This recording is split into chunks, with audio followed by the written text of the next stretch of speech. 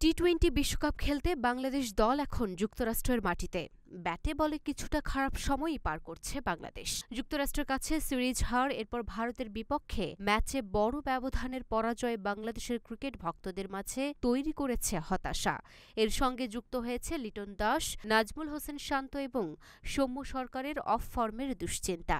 তবে এমন দুশ্চিন্তার মাঝেই বাংলাদেশের ভরসা যেন মাহমুদুল্লাহ রিয়াদ। বয়স বাড়লেও এখনও দলের মিডল অর্ডারের ভরসা হয়ে আছেন এই অভিজ্ঞ ক্রিকেটার। বিশ্বকাপে খেলতে যাওয়া ক্রিকেটারদের নিয়ে ধারাবাহিকভাবে সাক্ষাৎকার প্রচার করে আসছে বিসিবি।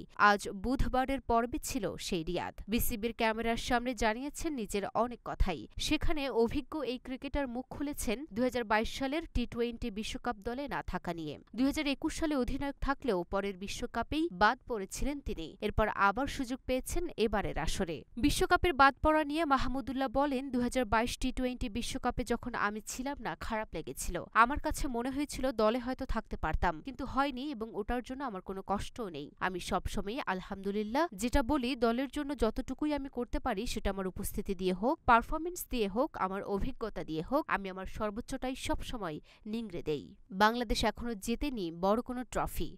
এর মাঝে ভাগ্যের কিছুটা সহায়তাও খুঁজছেন মাহমুদুল্লাহ। নিজের ক্রিকেটে আসার পেছনের গল্প বলতে গিয়ে বড় ভাইকে স্মরণ করলেন মাহমুদুল্লাহ। ভালো লাগার খেলোয়াড়দের কথা বলতে গিয়ে মাহমুদুল্লাহ বলেন, সৈয়দ আনোয়ারের খেলা খুব ভালো লাগতো যখন আস্তে আস্তে খেলা বুঝতে শুরু করেছি। MS ধোনির খেলা খুব ভালো লাগে, আমি তার অনেক বড় ভক্ত। Luna Afroz, Dhaka post.